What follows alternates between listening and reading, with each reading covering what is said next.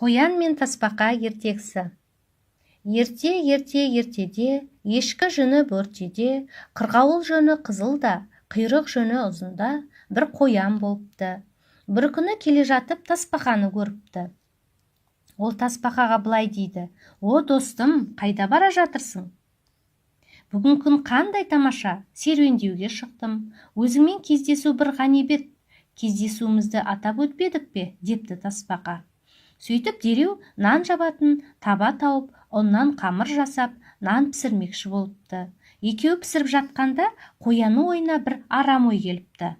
«Бұл нанды қалай өзім жесем екен?» деп әрі ойланып, бері ойланып, тасбақаға былай депті: «Тасбақа досым, былай істейміз бе?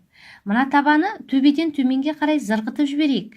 Кім бірінші жетсе, сол жесін нанды» депті. Тасбақа оған келіскісі келмепті. Себебі қоянға еріп жете алмайтынын біліпті.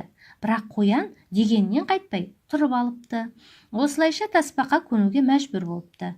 Сол кезде оның ойына бір айла келіп, қоян басқа жаққа қарап тұрғанда, табаның ішінен нан жабыспасын деп сулап қойыпты. Қоян табаны төбеден зырғытып, өзі төменге қарай зулай жөнелгенде, нанның табадан түсіп, ағашқа барып жабысып қалғанын көрмей қалыпты. Ал тасбақа болса асықпай төменге түсіп, ағашқа жабысқан нанды алып жей бастапты. Әрең дегенде табаға жеткен қоян ішін ашып қараса нан жоқ. Не істерін білмей төбеге қарай жүгіре жөнеліпті.